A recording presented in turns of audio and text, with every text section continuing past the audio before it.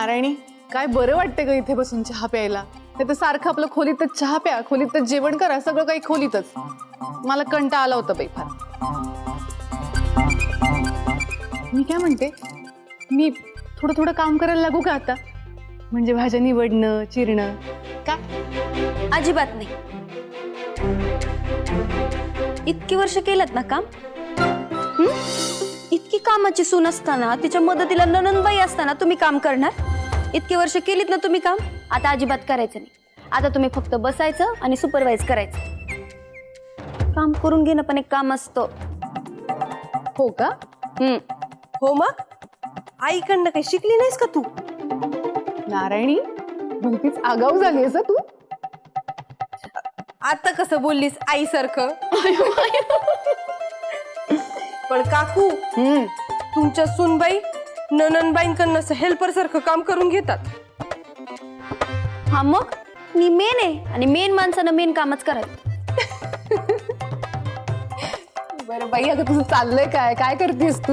अगं काकू, आज रक्षाबंधन नाहीये का, म्हणून मी माझ्या लाडक्या भावांसाठी लाडू केलेत आणि आता शिऱ्याची तयारी करते. वा. सासूबाई, सासूबाई, सासूबाई लवकर बाहेर या. जाऊ बापू. सासू, काय काय झालंय काय? हा, सासूबाई लढाईची बिगुलं वाजलीयत. उठाया पहाड के नीचे. सासूबाई, आम्ही विंजे सरकारी, आम्हाला सगळ्यांचं सगळं कळतं. हीच ती वेळ, हाच तो क्षण. थांबा, शब्दांचे फुलोरे नकोय, काय नेमकं बोला.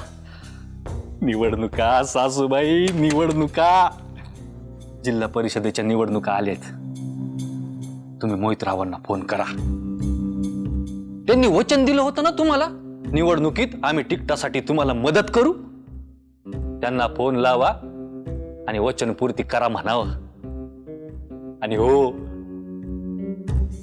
प्रचारासाठी आपला हक्काचा माणूस गादीवर तर बसलेलाच आहे. त्याचा वापर करा.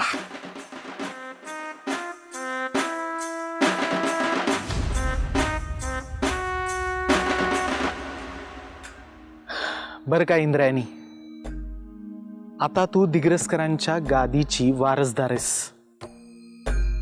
त्यामुळे तुला सजग राहावं लागेल. लक्षात ठेव, यातून मिळणाऱ्या प्रसिद्धीचा आणि या गादीच्या प्रतिष्ठेचा उपयोग कधी वैयक्तिक स्वार्थासाठी करायचाही नाही आणि कुणाला करूही द्यायचा नाही. कुठल्याही परिस्थितीत हे पथ्य मात्र तुला पाळावंच लागेल. पण महाराज, तुम्ही हे असं अचानक. कसं आहे, येत्या काही दिवसात जिल्हा परिषदेच्या निवडणुका येत आहेत. या सगळ्या काळादरम्यान हे होऊ शकतं, म्हणून तुला सावध करतोय. हो महाराज, तुमच्या तालमीत तयार झालीये मी. कीर्तन सेवेचा वापर मी फक्त प्रबोधनासाठीच करणार. लोकांना सांगणार की मतदान करताना सारासार विचार आणि खरेपणाचीच बाजू घ्यायची म्हणून. आश्वासनांना, प्रलोभनांना बळी पडू नका असंच सांगेन मी सगळ्यांना. आता मी निर्धास्त झालो. एकूणच सगळं तुला कळलेलं आहे.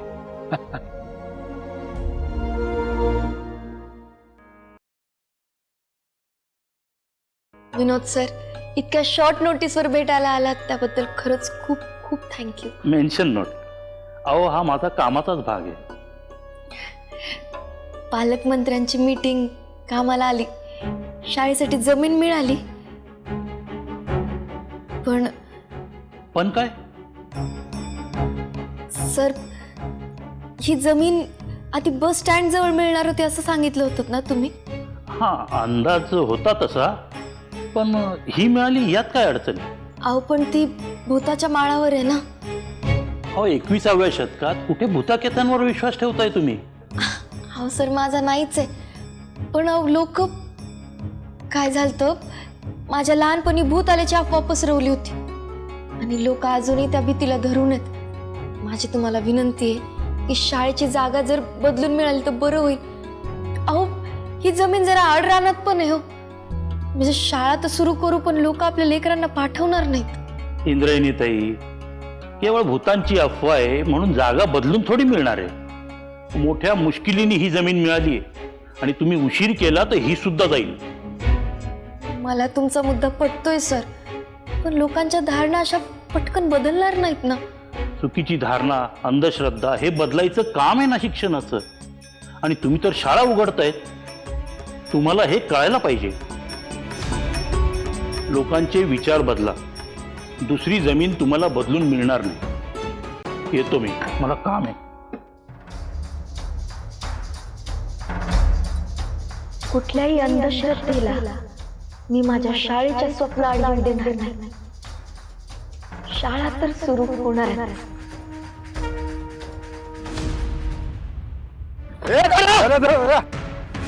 पकडा पकडा.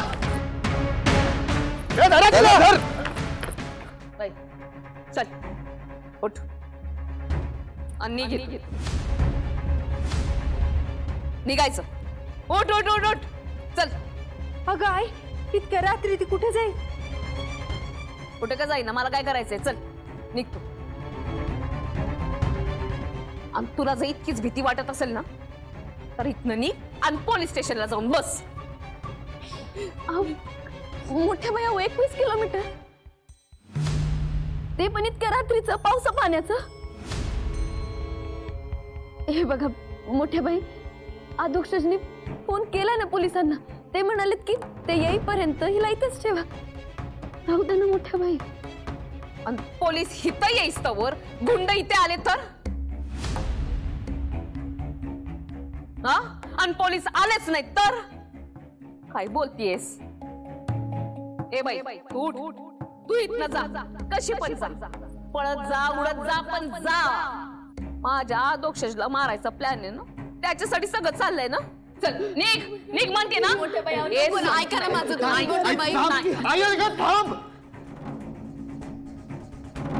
मला माहिती तुला माझी काळजी आहे, पण अगं ही मुलगी साधी आहे ग. आणि आई, ही मुलगी इथंच राहणार. आपण उद्या काय ते बघून घेऊ, पण ही मुलगी इथेच राहणार आहे. विषय संपला.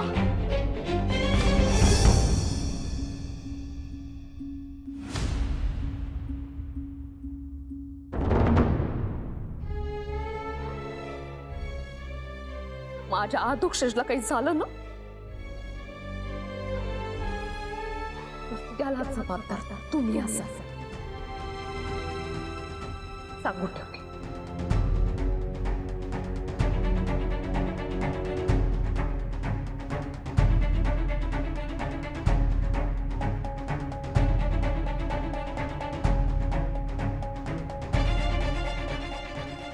राणी, हे बघ, तू बिलकुल घाबरू नकोस. हा, तू कुठेच नाही चाललीस, तू इथेच थांबणार आहेस.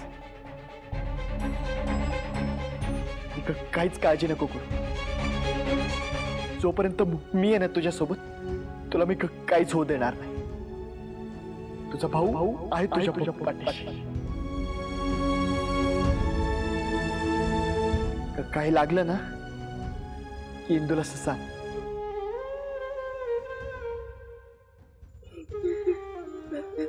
अगं काय करतेस तू? तुम्ही माझी भावासारखी रक्षा केली. राखी पौर्णिमेला काकाकडे जात होते भावाला राखी बांधायला. भाऊ तर काही भेटला नाही. तुम्ही झालात भावासारखी. मला तुम्ही माझा भाऊ.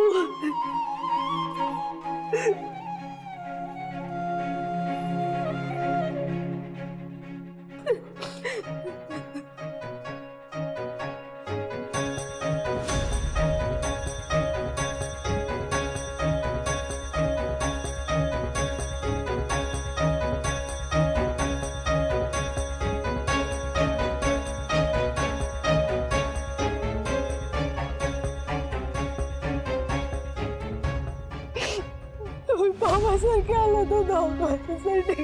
माझं काय झालं असतं भाऊ.